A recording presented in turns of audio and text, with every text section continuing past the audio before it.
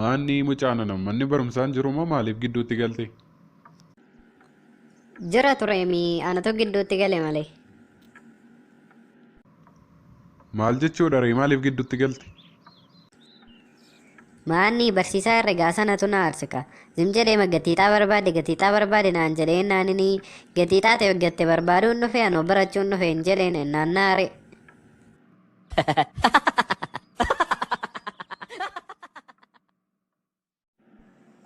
Akkam jirtu kabajamtoota daawwattoota keenya baga nagaan karaa chaanaalii keenyaatti nagaan dhuftan isiniin jecha har'as viidiyoo isin bashannansiisa jennee yaadne isiniif qabannee dhiyaanneerra isin sabskiraayib gochuudhaan nu bukkee dhaabbadha. Qoy mee lakkii sabskiraayibii godhi lakkii sabskiraayib gooteetta taanaan garuu galatoomi. Amma kallattiimaan gara viidiyoo keenyaatti darbina.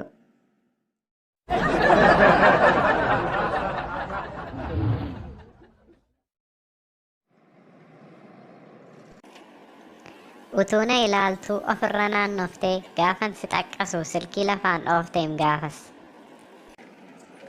Maalatu jirta oo utuu na ilaaltuu yaada keen fazzastee shibirreedha jettee minnishaa dubbiste.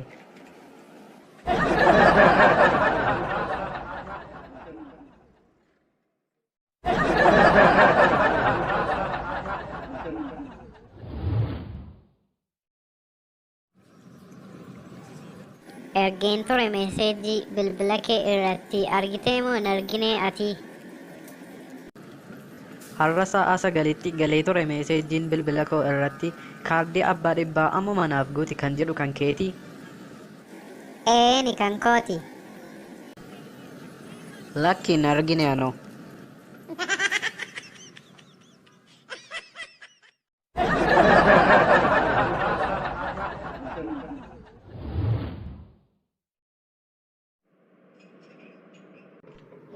Obboleessa koo sa'aatiin itti kaafteeriyaa kana cufatu ga'ee bayi bakka yeroon geera.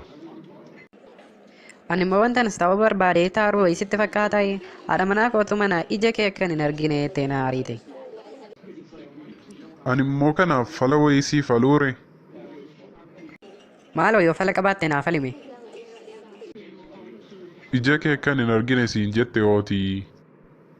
Manatsarii gurraacha bitattee galtuu.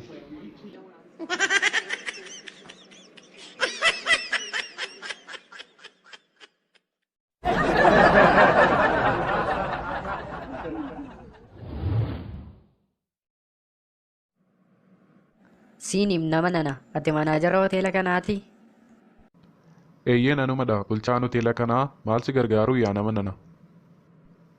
Haadha manaantii yaa ofina jeessa jechaa jirti foddaarraa of darbachuuf qaqqabachaa jirti dafiitii qaqqabi roomii keenya irratti. Kun dhimma keessanii naannan galchu bari. Ante harree daddabii foddaatu banamuu didee fi kottuu banii fi. What?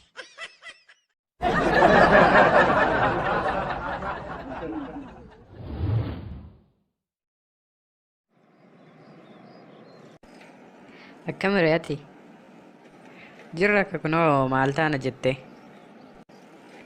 Baay'ee sitti tolee jira moo maanni hojii argattee? Maarree hojii jalqabeeraa mikkoo. Oo namatti tola baay'ee eessaa moo argattee? Anoo waajjira farra malaammaltummaatiin hojii argadhe. Dhaabbata guddaa keessa galte jechuudha. Garuu akkamitti carraa akkasii argachuu dandeesse? Abboo gubboo birrii 50,000 kaffaleen argadhe manoo.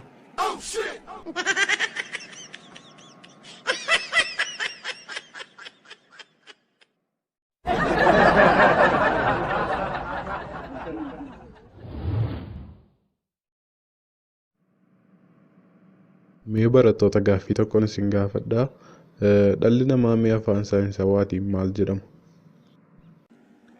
Homo sapiensii jedhama ka barsiisa. Tole maqaan saayinsawaa simbirroowwanitti waamamanu. Dhalli namaa erga homo sapiensii ta'e isaan immoo saamunaa sapiensii dhaka. Ishii akka saayintistoonni jedhanitti dhalli namaa jaldeessarraa dhufee jedhu ati kanan fudhatta? Tasan kana namaan osoo badha kun. Mee maaliif hin amantummoo asii sababa keenatti himi? Anoo manaan dhufe malee jaldeessarraa hin dhufne ka.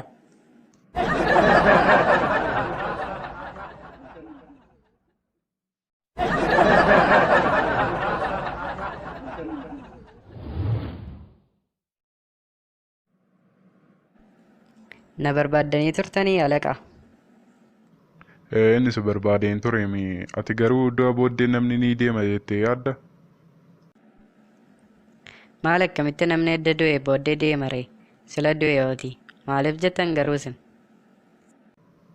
Eessumi kee inni ittiin du'etti torban tokko fiyyama fudhattee hojii dhiistee turte sila si barbaaduu biiroo dhufee ture.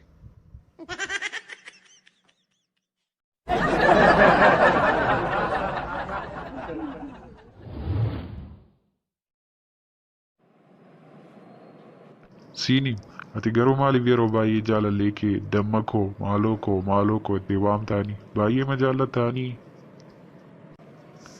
Lakkee abbo baay'ee maaliin jaalladhaa maqaa isheen hin yaadadhu malee.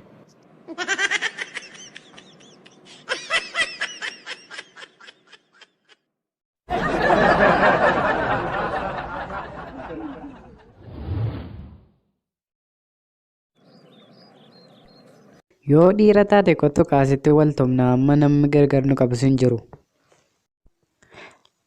Lakki garuu dhiisi laasitti lafatti si dabalee sokka. Maannatti garuu maalii argatte akkasumatti fakkaruutti kaate? Beektuuti abbaan kokko poolisiidha. Yoo abbaan kee poolisii ta'e horee maaliin godha? Utuun asitti si ajjeese iyyuu situ hidhamaa.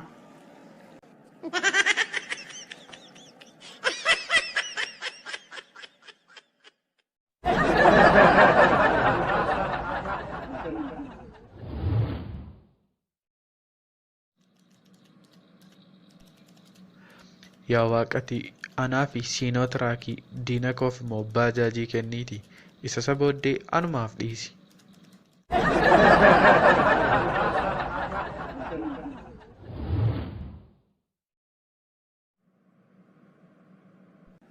Ishee maal keetti dhukkubeen naan dhufte? Anoo waan lamatu na dhukkubeen naan hin dhufe waan saawoo tokkoffaan mataama koo gaafan itti bu'u baay'eema tokko na dhukkuba. Inni lammaffaan immoo miila koo ittumaan deemuun dhabee bakka gaafan ittiin deemu na dhukkuba baay'ee. Kun immoo dhukkuba baay'ee salphaadha. Isa mataa kootti gaafan bu'u na dhukkuba jette ittiin bu'in maal hojii itti buutati? Si dhukkuba argate itti bu'uma dhiisuudha. Inni lammaffaa immoo gaafan deemu miila koo na dhukkuba seettee hin deemin maal hojii deemta? Qocha mana kee keessa gadi taa'e.